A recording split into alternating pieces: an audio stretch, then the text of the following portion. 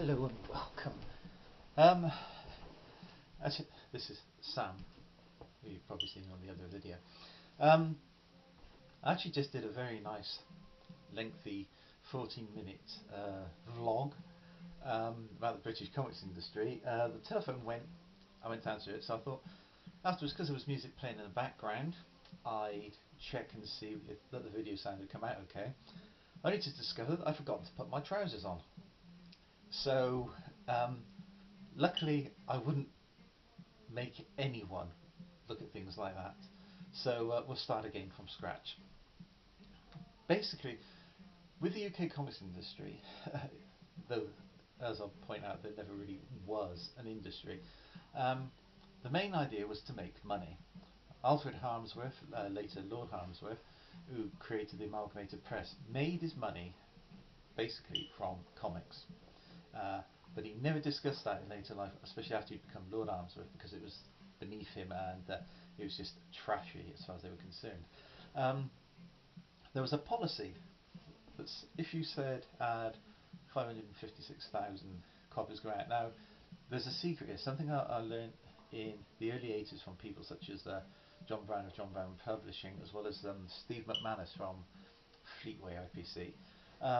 You always give your print run. You never say your sales figure, because really you can't 100% give a sales figure. So, as I was talking to a manager at Fleetway one day, I said, well, what are the sales figures like on 2000 AD? And he said, well, to be honest, he said, we never give sales figures. He said, we say 60,000, and if we were actually getting 60,000 sales, he said, we'd be very happy.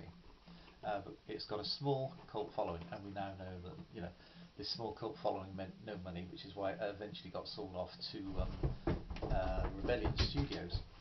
Ooh, fair dues to them. They've actually continued publishing it. Not the sort of thing that I like reading. I've looked at recent issues, not that impressed, but it is still going, and they've managed to keep that going. There was always 1% return, which meant a title would be cancelled or merged. It never made any sense. I mean, why do you chuck away 99% of sales money for the loss of 1%? It turns out that through a tax loophole at the time, which was mainly there for businessmen, if you actually, the minimum number of returns that you could actually report as a loss would be 1%. You can therefore cancel the title. There was a big tax reduction back. If you merged it with another title, there was some sort of tax loophole that worked, which explains a lot. So basically, this was just money making. If you could find a loophole to make more money, do it that way. Now, obviously, that didn't make for a healthy comics industry. When comic fans then started getting into comics, it got worse, because as soon as they started editing it, they wanted things that they wanted to see, not what people would be buying or kids would be buying. And this is something that I think we found also in the United States. Everything seemed to be going quite smoothly, but then as soon as the fans got into the comics side of things, it started deteriorating. Anyway, the other mystery was also, why did we have to produce, when I was working for Fleetway Egmont, we had to produce scripts to go in the payment ledger. Never understood that, but apparently the reason for that is there was a lot of creative bookkeeping going on, and some editors were actually saying that they had scripts when they didn't have scripts. There was a lot of shady dealings going on. I mean, there are characters like Steel Claw, Robot Archie, and so on, still being published in southern India now, and they started publishing them around the 1970s. The main man at Fleetway IPC, who would have dealt with those licenses, has told me in writing that there never ever was any license given to India to produce their comic strips, and yet the publishers there are say that they've got permission. So, sorry, sip of peppermint tea. But so these ledgers with scripts in them were just to prove that got them.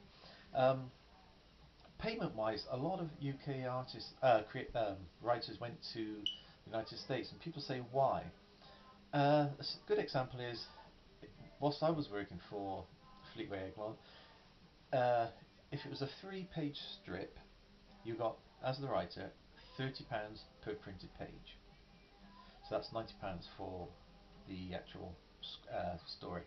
Um, the artist would be getting, if it was black and white, something like £175, £180 per page, or if colour, over £200 per page. And you can see the discrepancy straight away with that one, because it means that the artist could make a lot of money out of a few pages, whereas the scripture just basically had to churn it out and churn it out, and that was always the case. So yeah, the payments weren't too good, and it was basically all money making. I mean, the last time I actually worked for um, Fleetway, it had just been sold to Egmont, and nobody wanted to pay me for all the work that I'd done and the invoices that they'd sent me. I was actually told at one point, oh, contact the editor, he's no longer working for this company, chase him up about the money. Why wouldn't a person who's no longer working for the company want to pay me out of their own pocket for scripts I've done for the company? So I've basically got stiffed for about £5,000. Um, the last excuse they gave me was that Robert Maxwell, who by then had been dead and the company had actually been sold off and was being rejuvenated, that Robert Maxwell had actually taken all the money with him. Now that's got to be the most ridiculous excuse ever, to actually blame a dead man for the fact that you weren't paid for work you did after he was dead. So that's just the way that goes. The comics industry also, um, it was never meant to be an industry. As I said, it was meant to make just money quickly and then get rid of it. Just so you can make more money and do it this way. Artists like Don Lawrence had their work reproduced all across Europe, India, basically most countries that you could think of, and they got no money for this. This is why Don Lawrence then split from Fleetway. You have to say Fleetway IPC because the company has been sold off so many times and merged with so many others that there's certain grey areas over it, and they never ever renegotiated a contract because there were never contracts between creators and companies. They'd say to you, "Oh, do this for me." You do that work for them. You get your check after 60 days, maybe 90 days, or as we found later on, never. Um, and so that's changed now because the government's intellectual properties office, who I checked with, has actually really clarified the situation regarding creators' rights in the UK and particularly with comics. And so we've sorted that out. Now, do you think people working within British Comics would be happy about that? No, because it rocked the boat. It's basically the mentality of doff your cap to the bosses. I'm alright, Jack, I've got work coming in. The bosses are the ones that pay us. They've got to say, we're just the workers in this. It's a mentality that really allowed British industry to be destroyed, so I suppose it's not surprising that it worked with comics. Um, so you get these problems, and people don't like it.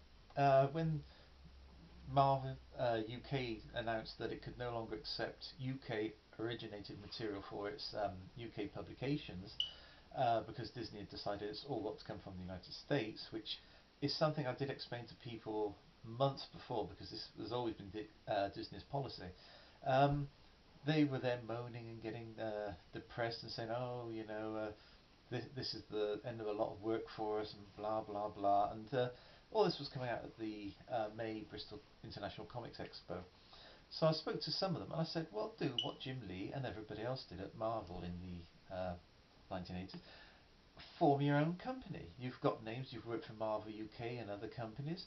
Use those names to promote your books. There are plenty of places where you can get economic prints in if that's what you need. get your own comic companies. You're the bosses then, you can do this. And I got shocked looks. Um, and people were saying, but that's money out of my pocket. Well, the thing is, money out of your pocket to actually keep your career and your work going, or no money and uh, no work. And apparently this is okay with them because the bosses have decided this, which I just can't work out the mentality. So it's all bleeding hearts, crying tears, but it's alright because the bosses have decided this. And I've got a lot of very nasty comments on Comic Bits Online over this when I published an article on the UK industry. Including from one idiot who kept actually saying that he was writing all this because it was just to cause trouble. Um, which actually says a lot more for the industry than anything else. Um, so I decided to contact the various companies that had actually published comics over the years. IPC wrote back fairly quickly and said, they've been out of comics for 30 years. They didn't have any intention of getting back into them. Fair enough. DC Thomson sent a very snotty response, but I was expecting that because I was told that a few artists had been trying to put the knife in to get the companies I was writing to be very negative by uh, basically telling lies and spreading rumours. So the comics industry is in. You can't really call it a comics industry. Go into a supermarket or a news agents, and what you'll see there are toys, and attached to those are. You can't really call them comics anymore. I mean, Beano, they've tried to update and so on, or Dandy. I completely lose track of them, and to be honest, I don't care anymore because it is just basically from a company that just hasn't got any interest in comics. There was a BBC TV money programme back in the 1980s, and I wish I'd taken the name of the very senior member of DC Thomson management who'd said that comics might, if they were very lucky, last another 10 years, and that would be the end of the industry. Now that was 1984, 85, possibly even 83, because thinking of where I was living at the time. Um, they're still publishing comics, so it just goes to show the type of people that are in charge of companies. Um, also, people don't like it when you disturb what they like to see the equilibrium.